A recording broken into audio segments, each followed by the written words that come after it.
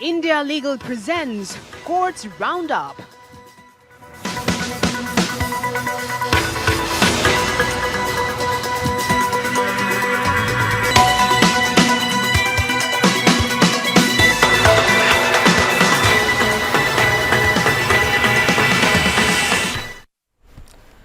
नमस्कार, courts roundup में आपका बहुत स्वागत है। मैं हूं आपके साथ नेहा दुबे। इस बुलेटिन में अगले आधे घंटे हम आपको कोर्ट से जुड़ी तमाम छोटी बड़ी खबरों से करवाएंगे रूबरू। कोर्ट की कार्रवाई और सुप्रीम कोर्ट से लेकर हाई कोर्ट्स और लो कोर्ट्स तक के फैसलों को रखेंगे आपके सामने। आइए शुरू करते हैं courts roundup. India Legal presents Courts Roundup.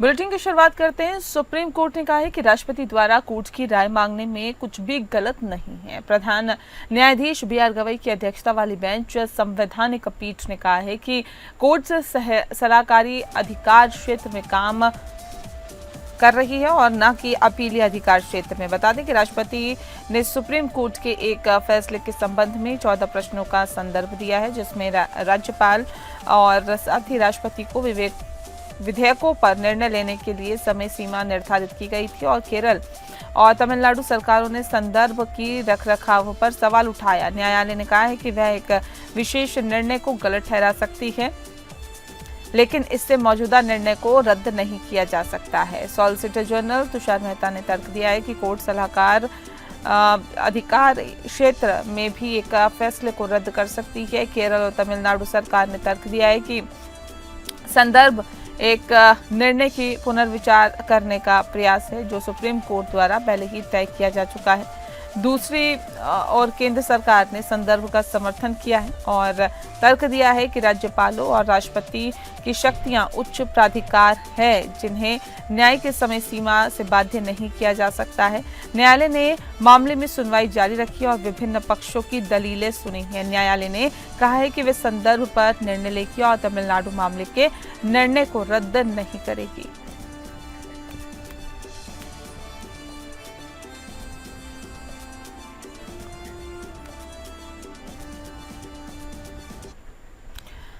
वहीं सुप्रीम कोर्ट ने पति को संविधान के अनुच्छेद 142 के तहत अपरिवर्तनीय विच्छेद के आधार पर विवाह विच्छेद करते समय अपनी पत्नी को 1.25 करोड़ रुपए का स्थायी गुजारा भत्ता देने का निर्देश दिया है। बता दें कि जस्टिस विक्रम नाथ और जस्टिस संदीप मेहता की खंडपीठ ने मद्रास हाई कोर्ट के आदेश के विरुद्ध अपील पर सुनवाई की, जिसमें प्रतिवादी पत्नी द्वारा क्रूरता के आधार पर फैमिली कोर्ट द्वारा पति के पक्ष में दिए गए तलाक का आदेश रद्द कर दिया गया। हाई कोर्ट का निर्णय रद्द करते हुए जस्टिस विक्रमनाथ द्वारा लिखित निर्णय में विवाह विच्छेद के लिए संविधान के अनुच्छेद 142 के तहत न्यायालय की अंतर्निहित शक्तियों का प्रयोग किया गया, जिसमें कहा गया कि फैमिली कोर्ट द्वारा उसके पक्ष में पारित तलाक के आदेश के आधार पर पति द्वारा किए गए पुनर्विवाह के कारण विवाह अपरिवर्तनीय रूप से टूट गया। अदालत ने कहा है कि यह स्पष्ट है कि दोनों पक्षों के बीच सुलह की कोई संभावना नहीं है। वे 2010 से यानी लगभग 15 वर्षों से अलग रह रहे हैं और उनके बीच वैवाहिक संबंध का कोई निशान नहीं है। किसी भी पक्ष ने अपने मतभेदों को सुलझाने की कोई इच्छा नहीं दिखाई है। इसके अलावा अपीलकर्ता पति का पुनर्विवाह हो चुका है। इन परिस्थितियों में हमें दोनों पक्षों के बीच कानूनी संबंध जारी रखने का कोई औचित्य नहीं दिखता है। साथ ही साथ आपको बता दें कि ये विवाह पूरी तरह से टूट चुका है। ये जानने के साथ ही प्रतिवादी पत्नी और बच्चे को अपीलकर्ता पति से कोई वित्तीय सहायता नहीं मिली है। अदालत ने एक मुश्त समझौते के तहत पति को स्थायी गुजारा भत्ता के रूप में केवल 1 करोड़ 25 लाख रुपए देने का निर्देश दिया है। राशि 15 सितंबर 2025 से 25 लाख रुपए की 5 समान त्रैमासिक किश्तों में चुकाई जानी है। अपील स्वीकार कर ली गई है और साथ ही विवादित आदेश रद्द कर दिया गया।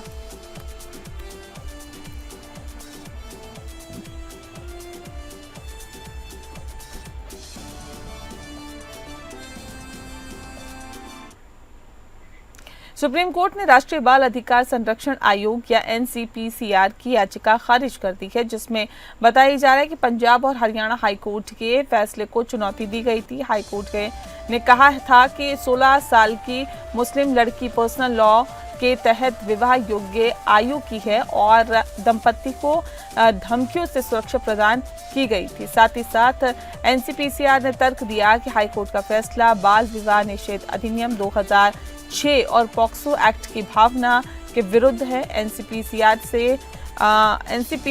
के वकील ने कहा है कि 18 साल से कम उम्र की लड़की को सिर्फ पर्सनल लॉ के आधार पर ही कानूनी तौर पर शादी करने की योग्यता रखने वाला नहीं माना जा सकता। न्यायमूर्ति बीवी नागरत्ना और न्यायमूर्ति आर महादेवन की खंडपीठ ने कहा है कि एनसीपीसीआर को हाईकोर्ट के फैसले को चुनौती देने का कोई भी अधिकार नहीं है।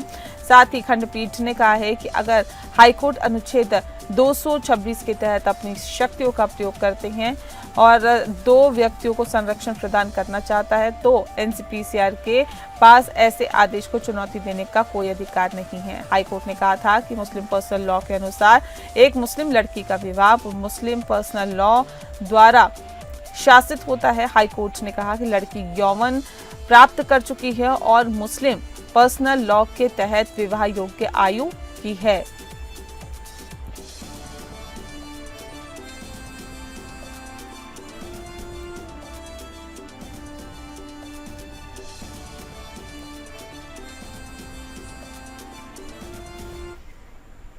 वहीं कार्टूनिस्ट हेमंत मालवीय ने सुप्रीम कोर्ट को बताया कि वे प्रधानमंत्री नरेंद्र मोदी और आरएसएस के अपमानजनक कार्टून के लिए फेसबुक, इंस्टाग्राम और अन्य सोशल मीडिया प्लेटफॉर्म पर माफी प्रकाशित करेंगे।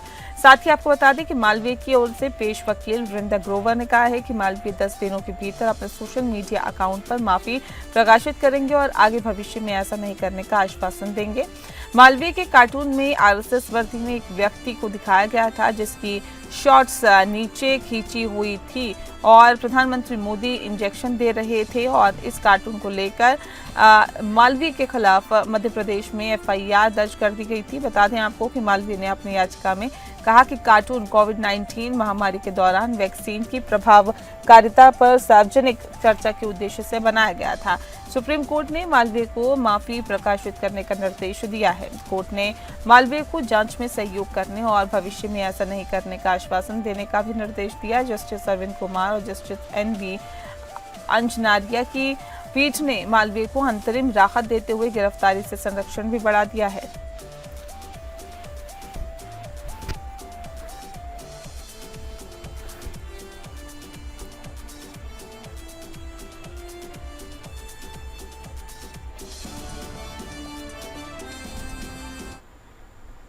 वहीं सुप्रीम कोर्ट ने एक महत्वपूर्ण मामले में विचार करने का फैसला लिया है, जिसमें यह निर्धारित करना है कि क्या किसी विदेशी संस्था के साथ काम करते हुए भारतीय बैंक अकाउंट में जमा आयकर अधिनियम 1961 के तहत आयकर के भुगतान से मुक्त होगी। साथ ही पंजाब और हरियाणा हाईकोर्ट के फैसले के खिलाफ दायर अपील पर सुनवाई के दौरान ये मुद्दा उठा। हाईकोर्ट ने मोटर दुर्घटना दावा न्यायाधिकरण का फैसला बरकरार रखा था, जिसमें अपीलकर्ता के मृतक पति की आय पर 30% कर कटौती की गई थी। मृतक ब्रिटिश मरीन पीएलसी लंदन में मर्चेंट नेवी अधिकारी के रूप में कार्यरत थे और 3200 अमेरिकी डॉलर मासिक आय अर्जित करते थे। और बता दें आपको कि न्यायमूर्ति पंकज मित्तल और न्यायमूर्ति प्रसन्ना बी वराले के खंडपीठ ने कहा है कि इस मामले में उठने वाले कानूनी मुद्दों में से एक ये है कि क्या मर्चेंट नेवी में अधिकारी के रूप में कार्यरत व्यक्ति आयकर के भुगतान से मुक्त है। यदि उसे कर के भुगतान से छूट प्राप्त है तो न्यायाधिकरण को आयकर के कारण कोई कटौती लागू नहीं करनी चाहिए। न्यायालय ने इस मुद्दे के व्यापक निहितार्थों को देखते हुए सुनवाई शीघ्र कर दी है और अब ये देखना होगा कि सुप्रीम कोर्ट इस मामले में क्या फैसला सुनाता है और इसका भविष्य में मर्चेंट नेवी अधिकारियों और अन्य पर क्या प्रभाव पड़ेगा।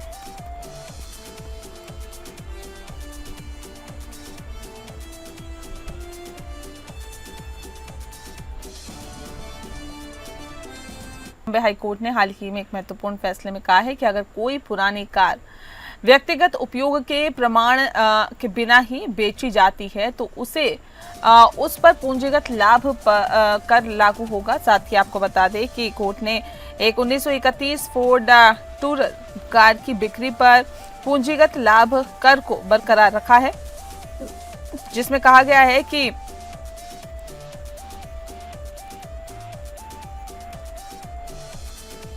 केवल कार की व्यक्तिगत उपयोग की दक्षता और उनकी क्षमता इससे व्यक्तिगत प्रभाव नहीं बनाती है। नरेंद्र भुवा ने 1983 में एक 1931 फोर्ड टूरर पुरानी कार खरीदी थी और 1992 में इसे 21 लाख रुपए में बेच दिया था। बता दें कि उन्होंने अपने आयकर रिटर्न में इस लेन देन की जानकारी नहीं दी और दावा करते हुए ये कार व्यक्तिगत संपत्ति थी और पूंजीगत लाभ कर से मुक्त थी। हालांकि आयकर विभाग ने उनके दावे को खारिज कर दिया और इसे व्यावसायिक आय के रूप में माना है। हाईकोर्ट ने कहा है कि व्यक्तिगत प्रभाव के लिए दिखाना आवश्यक है कि संपत्ति का व्यक्तिगत उपयोग किया गया था, न कि केवल स्वामित्व या उपयोग की क्षमता।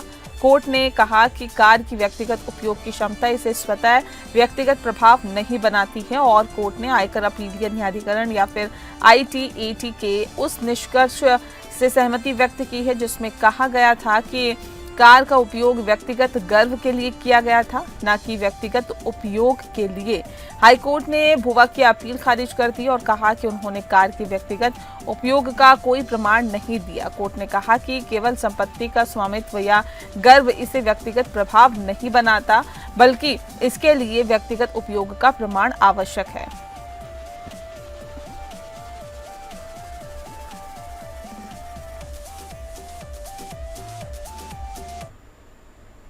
बॉम्बे हाईकोर्ट ने एक महत्वपूर्ण फैसले में कहा है कि किसी फिल्म के शीर्षक को केवल फिल्म एसोसिएशन के साथ पंजीकृत करने से कॉपीराइट कानून के तहत कोई सुरक्षा नहीं मिलती है। कोर्ट ने कहा है कि एक फिल्म का शीर्षक कॉपीराइट कानून के तहत संरक्षित नहीं किया जा सकता। फिल्म उद्योग संघों के बीच आंतरिक व्यवस्था कानून में गैर सदस्यों के खिलाफ कोई शक्ति नहीं रखती है। निर्माता सुनील दर्शन सबरवाल ने 1993 में हिंदी फिल्म लुटेरे का निर्माण किया था और उन्होंने फिल्म के शीर्षक को western India film producers association के साथ पंजीकृत कराया था। जब उन्हें पता चला कि डिज्नी हॉटस्टार पर लुटेरे नामक एक वेब सीरीज रिलीज होने वाली है तो उन्होंने कॉपीराइट उल्लंघन का दावा करते हुए एक मुकदमा दायर किया। न्यायमूर्ति संदीप मार्ने ने कहा है कि केवल शीर्षक का पंजीकरण किसी तीसरे पक्ष के खिलाफ कोई कानूनी अधिकार नहीं देता है। कोर्ट ने कहा है कि फिल्म के शीर्षक में कोई कॉपीराइट नहीं हो सकता और एसोसिएशन के साथ ही पंजीकरण केवल एसोसिएशन के सदस्यों के बीच लागू होता है, न कि गैर सदस्यों के खिलाफ। हाईकोर्ट ने सबरवाल की अर्जी खारिज कर दी और कहा है कि उन्होंने प्रथम दृष्टया मामला स्थापित नहीं किया है। कोर्ट ने यह भी कहा है कि वेब सीरीज पहले ही रिलीज हो चुकी है और सक्रिय रूप से स्ट्रीम हो रही है, इसीलिए अस्थायी निषेधाज्ञा की राहत व्यर्थ हो गई है।